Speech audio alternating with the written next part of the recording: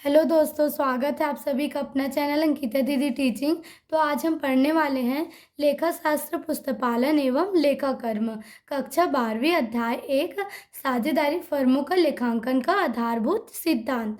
तो आज हम जो साझेदारी फर्मों का लेखांकन है उसके आधारभूत सिद्धांत के कोई लाभ हानि नियोजन खाते की विशेषताएं के बारे में पढ़ने वाले हैं। ठीक है, तो देखते हैं जो लाभ हानि नियोजन खाता बनता है, ठीक है, उसका क्या क्या विशेषताएं होते हैं, उसके क्या क्या गुण होते हैं, लक्षण होते हैं, उसके बारे में हम पढ़ेंगे। ठीक है, तो सबसे पहले लक्षण देखते हैं।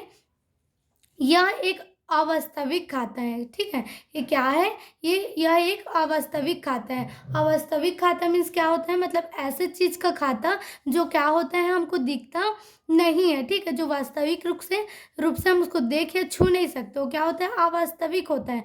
तो ये ऐसे चीजों का खाता है जिसको हम देख या छू नहीं सकते। जैसे हम कुछ भी खर्च करते हैं, ठीक है, खर्च करते हैं या कुछ भी हमको प्राप्त होता है आय के रूप में, है ना, जो भी व्यय है और जो भी आय है वो क्या है, अवास्तविक है, उसको हम देख या छू नहीं सकते। ठीक है, भले ही उसको मुद्रा के रूप में माप सकते हैं, लेकिन ऐसे देख या छू सकते हैं क्या, जैसे कि किसी को वेतन दिया या किसी से कमीशन प्राप्त किया, ये सब क्या होता है, हमको दिखता तो है नहीं। कमीशन कुछ समान होता है क्या, वेतन कुछ समान होता है क्या, नहीं होता, लेकिन फिर भी वो क्या है, हमारे जो व्यावसायिक क्रिया उसका महत्वपूर्ण भाग है। ठीक है, तो ऐसा व्यय या आय जो हमको दिखता नहीं है, ठीक है, लेकिन उसको हम क्या करते हैं, मुद्रा के रूप में माप सकते हैं। उनका लेखा कौन से खाते में होता है, लाभ हानि नियोजन खाते में होता है। जैसे हो गया वेतन, कमीशन, ब्याज, ये सब क्या है, अवास्तविक है। ठीक है, मतलब इनको छू या देख नहीं सकते, लेकिन मुद्रा के रूप में क्या कर सकते हैं,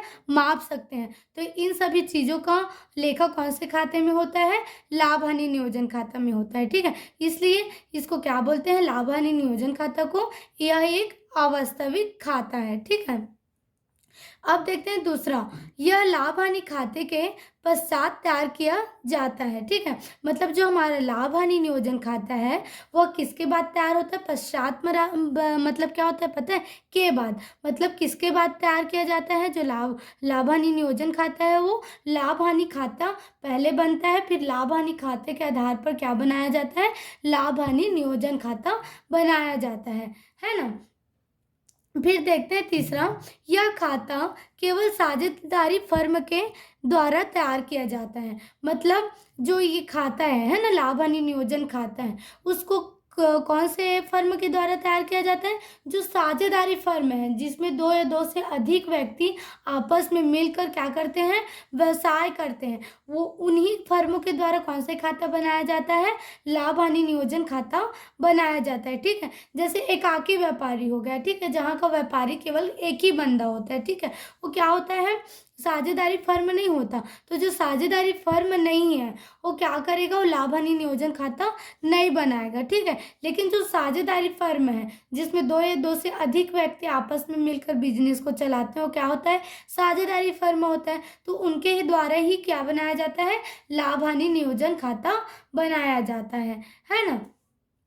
अब चौथा देखते हैं, इसमें लेखांकन भारतीय साझेदारी अधिनियम 1932 के द्वारा प्रभावित होता है। ठीक है, मतलब जो हमारा लाभ हानि नियोजन खाता है उसमें जो भी लेखा करते हैं, ठीक है, वो कौन से नियम के द्वारा किया जाता है, जो भारतीय साझेदारी अधिनियम 1932 है उसके द्वारा जो नियम बनाया गया है, ठीक है, उसके द्वारा क्या किया जाता है, इसमें का जो भी लेखा किया जाता है उसको किया जाता है। ठीक है, तो ये था लाभ हानि नियोजन खाता की विशेषताएं।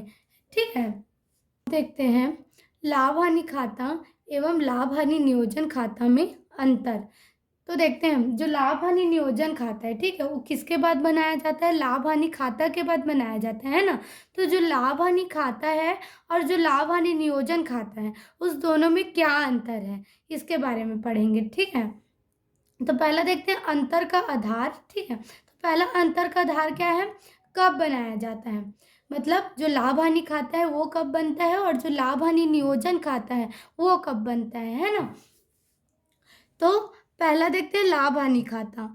तो यह व्यापारिक खाते के बाद बनाया जाता है। मतलब जो हमारा लाभ हानि खाता है वो किसके बाद बनाया जाता है? जो हमारा व्यापारिक खाता होता है, वो व्यापारिक खाता बनने के बाद क्या बनता है? लाभ हानि खाता बनता है ना? और जो हमारा लाभ हानि नियोजन खाता है वह किसके बाद बनता है? यह लाभ हानि खाता के बाद बनाया जाता है। मतलब जो हमारा लाभ हानि खाता है वो किसके बाद बनता है? व्यापारिक खाता के बाद बनता है। फिर व्यापारिक खाता बनने के बाद क्या बनता है? लाभ हानि खाता। फिर उसके बाद क्या बनाया जाता है? लाभ हानि नियोजन खाता बनाया जाता है। फिर दूसरा क्या है? क्यों बनाया जाता है? मतलब लाभ हानि खाता को क्यों बनाते हैं और लाभ हानि नियोजन खाता को क्यों बनाते हैं, है ना? तो लाभ हानि खाता क्यों बनाते हैं इसको देखते हैं। तो यह शुद्ध लाभ ज्ञात करने हेतु बनाया जाता है। मतलब हमको पूरे बिजनेस से पूरा कितना लाभ हुआ है वर्ष भर में, कितना हानि हुआ है, इसको जानने के लिए हम लोग क्या बनाते हैं? लाभ हानि खाता बनाते हैं, ठीक है। और लाभ हानि नियोजन खाता क्यों बनाते हैं?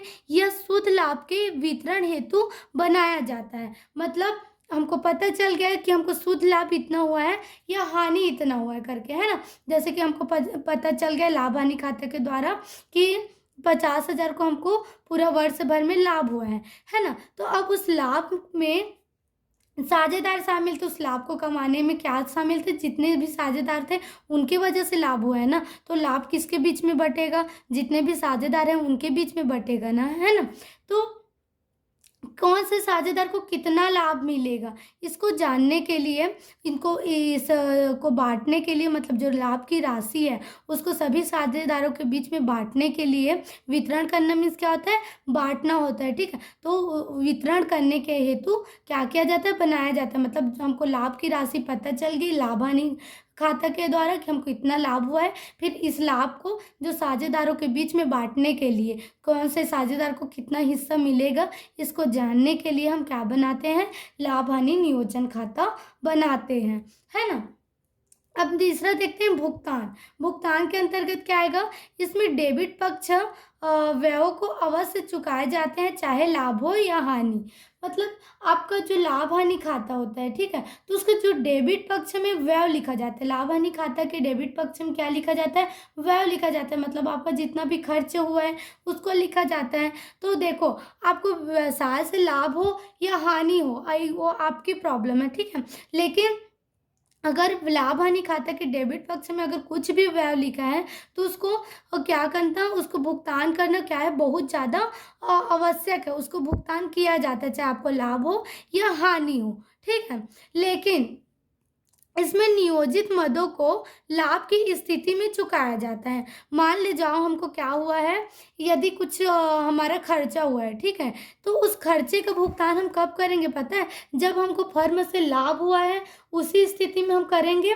अन्यथा हम, यदि हमको लाभ नहीं हुआ है, हानि हुआ है, तो उस स्थिति में यदि हमारा कुछ भी खर्च आ रहा है उसका हम भुगतान नहीं करेंगे, ठीक है। लेकिन लाभ हानि खाता में अगर हमको खर्चा हुआ है, डेबिट पक्ष में वो आया है, तो उसका भुगतान अवश्य करेंगे। और यदि हम लाभ हानि नियोजन खाता बना रहे हैं और अगर लाभ हानि हमको व्यवसाय से लाभ हो तभी उन व्ययों को भुगतान करेंगे, अन्यथा हम किसी भी प्रकार के व्ययों को भुगतान नहीं करेंगे, ठीक है। अब देखते हैं संलेख का पालन करना। संलेख क्या होता है? जो हम लोग जब साझेदार बनते हैं तो हमारे बीच में जो भी नियम बनता है या शर्त बनता है तो उसको एक क्या करते हैं? एक पत्र में लिखित रूप से रखते हैं, ठीक है, लिख कर रखते हैं। वो क्या होता है? संलेख। तो संलेख का पालन किसमें किया जाता है और किसमें नहीं किया जाता है?